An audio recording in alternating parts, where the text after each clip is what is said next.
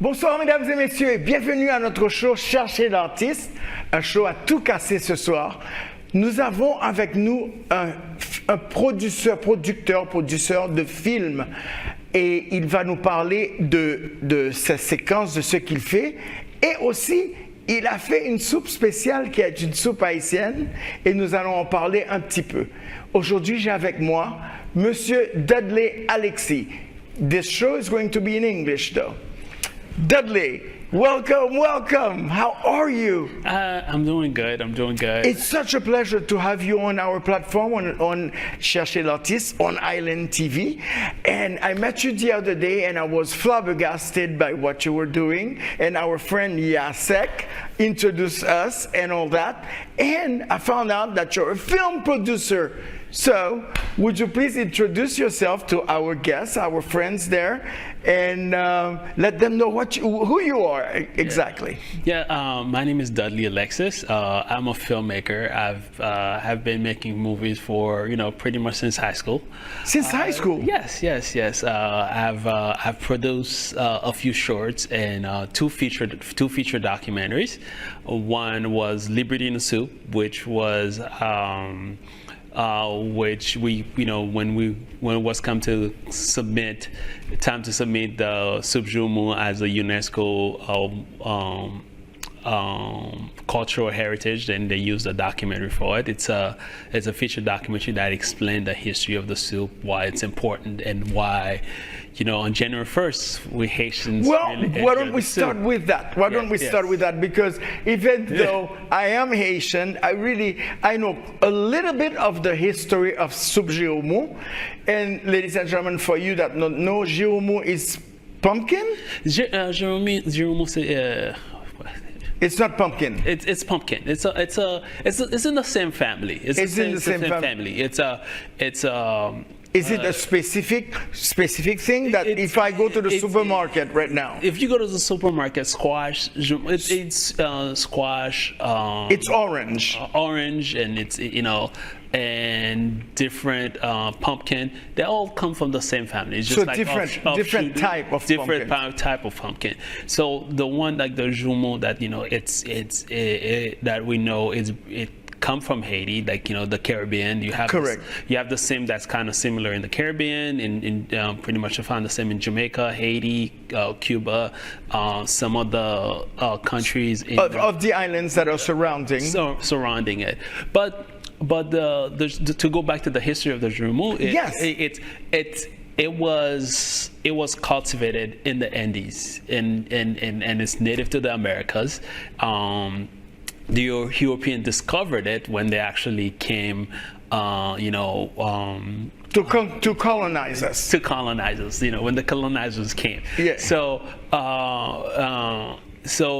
it became really, because it lasts for a long time, for a long journey. It became really. Sailors start using it a lot because it lasts for days. Really? Yes. So you can actually get one. You can live in your house, and you can have the jumeau there for like 3-4 weeks. I had. Of course, you keep it in the refrigerator. Yeah, keep it cold, but in the good. Okay. But I'm going to tell you what I heard, the history of soup Giroumou. It's because we were colonized by the French people, and that in 1804, when we kicked them out of Haiti, sorry, French people, but we're not sorry.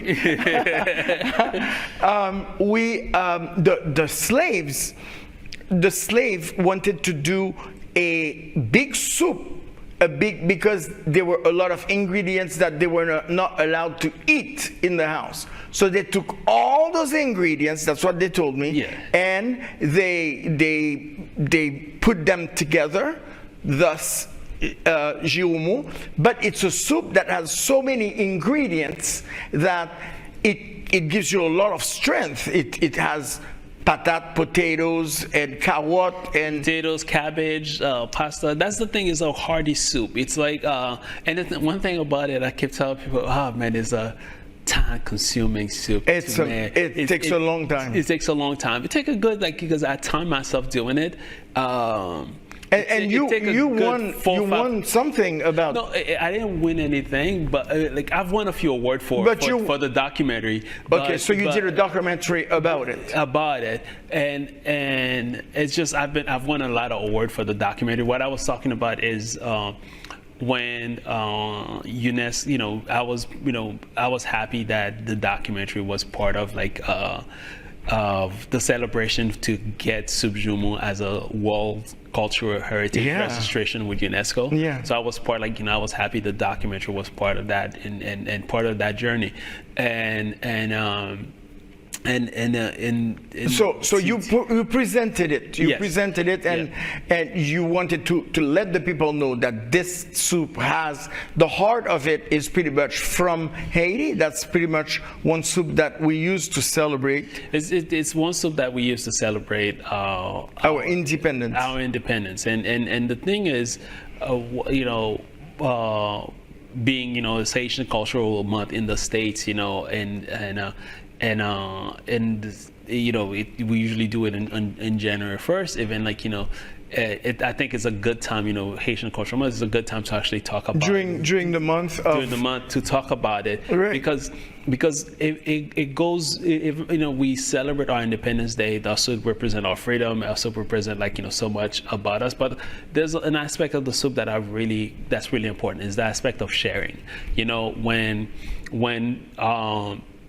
When it's January 1st, we share. Everybody goes to the person that has the Jumu soup, right? Exactly. And we don't go to bed. We don't go to sleep. We actually party the whole night, and at 6 a.m. we go drink that soup. At 6 a.m. we go drink that soup, and also neighbors give it to you give it to your neighbor, and your neighbors come to the house that has the soup. And I mean, it's just because in Haiti, when it's those big parties, January 1st and things like that, it's a neighborhood party. It's a neighborhood party. And plus it's all the families that get together. Either at the uncle's house or the father's house or the grandmother's house. I remember, growing up, because coming from Haiti, growing up, I remember December 31st, like you said, it's like a whole neighborhood was active until the new year, and the soup was getting ready. And the bom jiumu is big like this and big like. How do you say bom jiumu? It's the chaudière. No, c'est pas chaudière, but how do you say that in English? The pot. The pot. Yes. The pot that does the soup is literally so huge that you could bake somebody in it. Yeah. So that's true. Yeah. I went to visit a friend of mine. Adi, hi, how are you doing? She had a louche like this, big like this, and she's just grabbing it. It's phenomenal. Yeah. So now, great, congratulations that you got. How do you say that UNESCO gave you a recognition? Yes, yeah. A recognition. I'm happy about that, yeah. So your filmmaking ideas, did you start in Haiti? Did you? Well, where did you come to the States? Well, I come to the States when I was like probably 13, 14. When I came to the state, and my film ideas really come pretty much like a lot of the film I do is almost like personal stuff, right. Stuff that even my second film, When Liberty Burns, was focused on the life of Arthur Lee McDuffie, which was a black man stopped by the police, and the usual story about, but I was, even that story, I was driven to it because of personal things. So it's like all those stories, like, in many ways are like personal to you, personal to me, and even like, I'm working on a project now called I don't have a title yet, but it deals with the history of Haiti in the past 40 years. For the past 40 years. For the past 40 years, pretty much dealing with Haiti's politics and economy in the past 40 years, and probably at the end of the probably I should finish this project by the end of the year. And then I know. And where did you start? Did you start when you say 40 years? It's not that independence because we're 200. It started really under really. Bono, Baby Duck leaving. Baby Duck leaving. Papa Duck dying, and Baby Duck, coming in. So pretty much, you were not alive when Papa Duck. I was not alive when Papa Duck passed, but I was like Baby Duck when the whole. That's shenanigans happened, and the whole it's interesting to studying that era of Haiti. Like the thing is, I always feel like so many people that love to study Haiti when it comes to from Haiti to the United States. No, from 18, the independence era, the revolution. Correct. The revolution is an area that's really well studied. Correct. But Haiti, from 1915 to now, even it's like you study the revolution. A few people studied American occupation, but there's a window of Haiti. Like some stories are just right. left But out. what I guess when Baby Duck was in power, you were pretty much a young boy. Yeah, I was. So what vision of Haiti when Haiti was Haiti? Yeah. Because right now we cannot say that Haiti is Haiti. But the thing is, So what vision did you have of that era? The thing is I cannot say Haiti is not Haiti or Haiti was a Haiti under Baby Duck, because it's to me. Sometimes when people talk about the era of Baby Duck, Papa Duck, there's there were still stuff. People remember the good things, but the bad things, they leave them out because we go toward the nostalgia, right. Not knowing, under Papa Duck, people were living, persecuted, the whole persecution of certain group of it was happening under all of them, and even today when Let's take a break. Yes. Let's take a little break, ladies and gentlemen, and we're going to continue with that conversation. Yes. We'll be right back with you. Yes.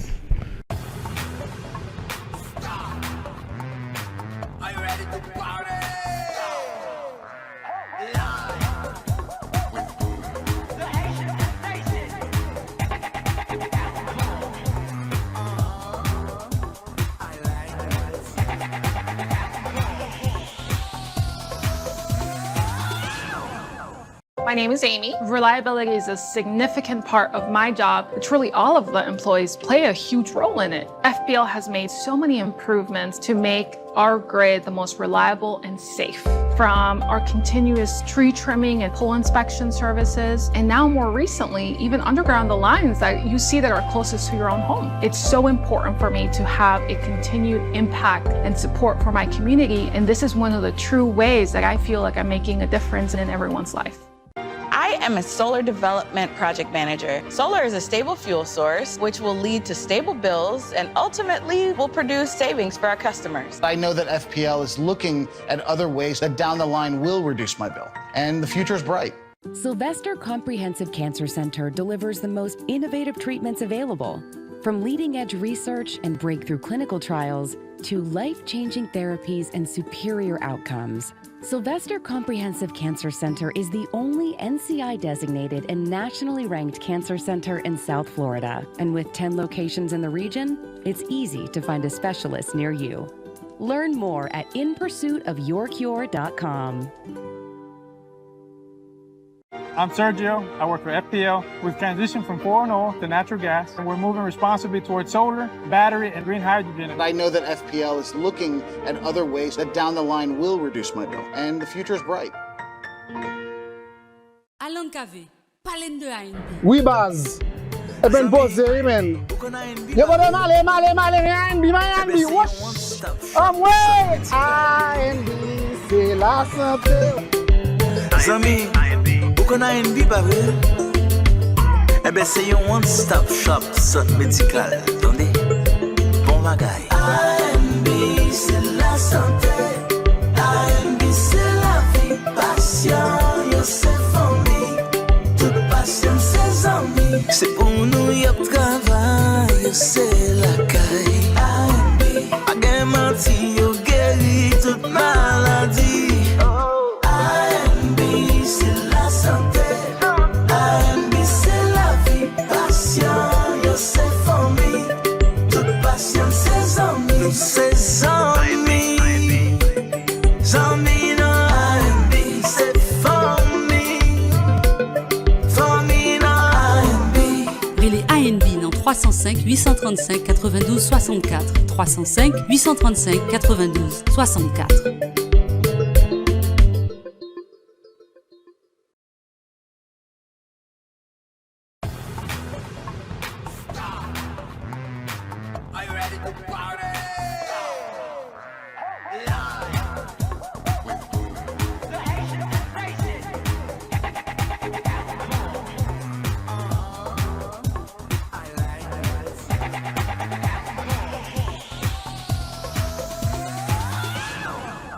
And ladies and gentlemen, we are back with our guest, our fascinating guest, which is a major film producer, DUDLEY ALEXIS or Alexis? Alexis. Alexis. But there is an S at the end, no?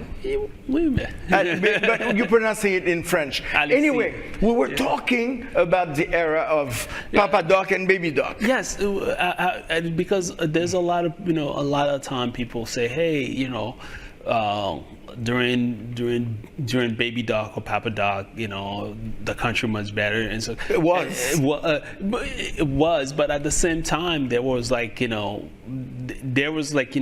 a lot of things that happened under those government that led it to what's happening today. I'm not trying to excuse anybody or excuse them, because I know there was a lot of things that happened. And living in Miami, you meet them all, especially the elders of Miami. I've met people that was like, hey, I've been at Fort Dimanche, I've been at this, I've been at that. Right.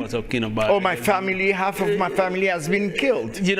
Exactly. So it's not that's nostalgia. Sometimes people bring. I'm like, do you know what was happening in the background? A lot of time, a lot of people, and the corruption that of the Haitian treasury around that time. So it's not that's nostalgia of that era. It's not something.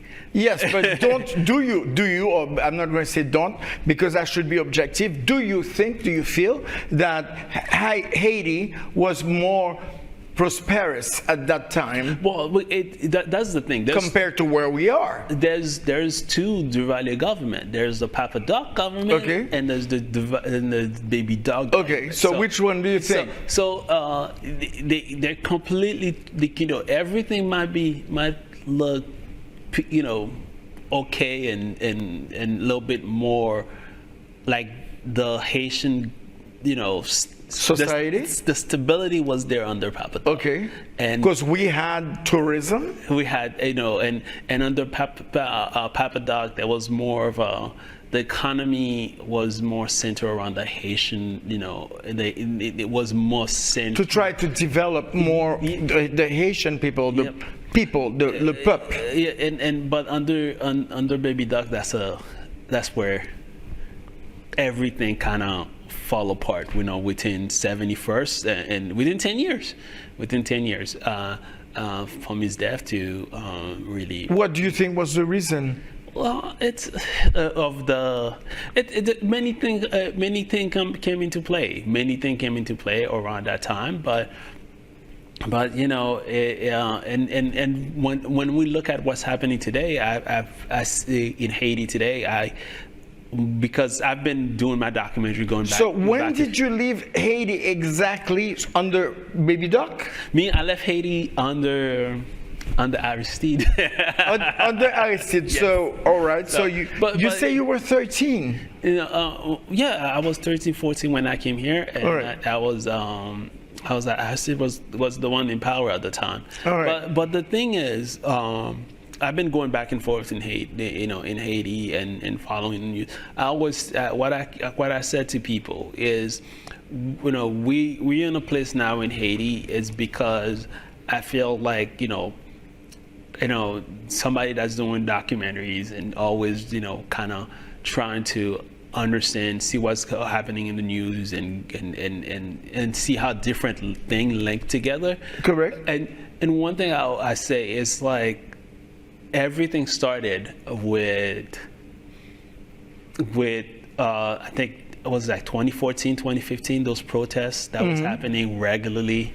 And yeah, we were talking about that, and you told me it's because the people, the peuple, they didn't listen to what they were saying. The people, if you have a people that's been ignored for protesting for so long, and the international community didn't listen, nobody listened, and you have a government that's not paying attention to you. Correct. A government is as powerful as depending on how much power the people give them. Correct. Give that government. Correct. So you have a government today that's pretty much failing, is because there's we actually have no government.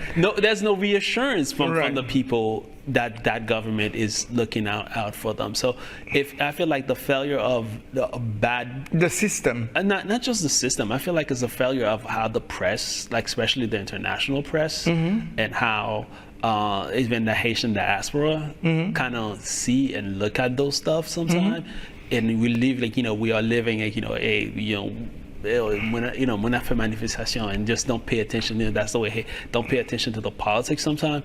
Even in the diaspora, don't pay attention to how those how slowly that those whole thing was weakening Haiti as a state. Well, but I mean, obviously, what reason did you leave Haiti? Me, well, it was, when I left Haiti, the main reason was education. Education. Yes. So to get a good education, you really, at that point, you had to leave Haiti. True. Correct? So most of the diaspora that is out of Haiti left Haiti for reasons: security, for education. That is true. So on and so forth. And they come to other countries. I'm not saying just America, Canada, France, and all that, and they find a much better life, and they would like to go to Haiti to do a vacation, which they can't. Which they can't now. Now, are you going to be portraying this in your film? Because the idea, are you going to give the whole truth and nothing but the truth in your film? Well, when Est-ce qu'on prend le bagay là? Yeah, Rassi. Yeah, you have to talk about as truthful as you can. Right. And say it and say it the way as blunt and as you want to say it. As blunt. That's the right word. And you're right about people are living among the one among the one that left and stuff, and people are living for the brain drain that's happening on the island. Correct. And there's so many, and that brain drain, there's so many different aspects that play into it. It's just like we can talk about how somebody, you get a diploma, there is no work. There's no work, and you're good enough, and Canada will give you a visa to go to go and work, and your children that are growing up, would you want them to live in such a disarray society? No. Let's think about that. If you had your kids today, and would you take them to send them to school in Haiti at the moment that we're talking about? No. The thing is like the question you're asking is like it's almost like would I live in Haiti? Correct. At that moment, as you can see, everybody's living. Okay. But, if you ask me that would I go back and live in Haiti? If everything was good, I would be the first one. I would be the first one. I would be taking this show to Haiti. And if you ask me that question, 5 years ago, I will tell you yes. Yes, indeed. Yes. 5 years ago was yes, different. 5 years, I would have told you. In your films. But one thing I'm going to tell you, though, Right. I've been in Haiti 3 times in the past 4 months, 3 or 4 times in the past 4 months. And the interesting thing is, when we're talking about Haiti, it's almost like we're talking about Port-au-Prince constantly.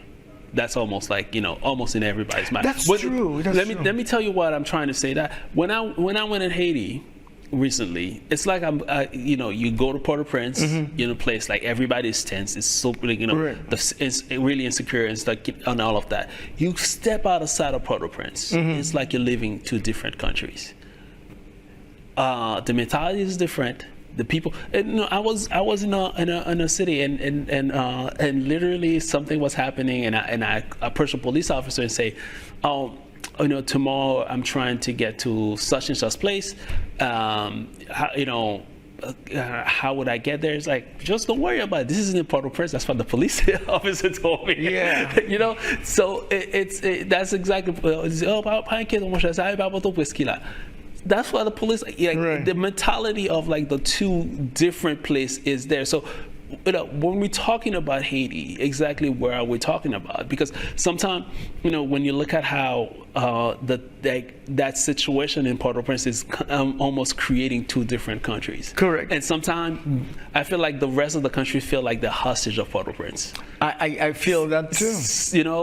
And that's why sometimes when people, the question about would you live in Port-au-Prince in Haiti, I'm like, it's a difficult question for me to answer. It's like where, how, and what place. And But where right now, the connection to the rest of the world is either Cape Haitian or Port-au-Prince. Yeah. Right.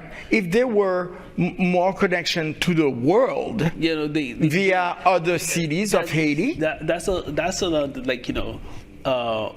is something, for the past 50, 60 years that Haiti has been fighting for, which is decentralization of Haiti, which is move stuff away from Port-au-Prince and have But we didn't have any roads, so that was the problem. It's not by accident we did have any road. Listen, I'm not going to say that, but I want you to talk to me about your 2 films. So, go back to my film again. So, my last film, which is deal with I'm trying to get my last. Which one of them? My last film, which deal with pretty much the history of Miami, and it's available now on Amazon. You can purchase it. It's streamed also on Amazon, and it deal with the history of Miami. It's called When Liberty Burns, and also talk about the relationship Black people has with Miami, pretty much. Cool. So. That's excellent. It won Best Film at the Miami Film Festival and at the Miami Film Festival. And yes, and also a few other films. It won awards in a few other film festivals, and it's been pretty much well received. I like this documentary's been doing well. So and I'm waiting to get my next. That's excellent. Yeah. Listen, Dudley, I'm so sorry, but our broadcast is almost finished, but you're gonna have to come back and talk to me more. Yes. You see, I told you I could make you talk. Ladies and gentlemen, our guest today, DUDLEY ALEXIS. Hello. And it was such a pleasure being with all of you. See you next Sunday, same place, same time, on Island TV, 6:30 p.m. Chercher l'Artiste. I'm Leslie Dalencour. I love you.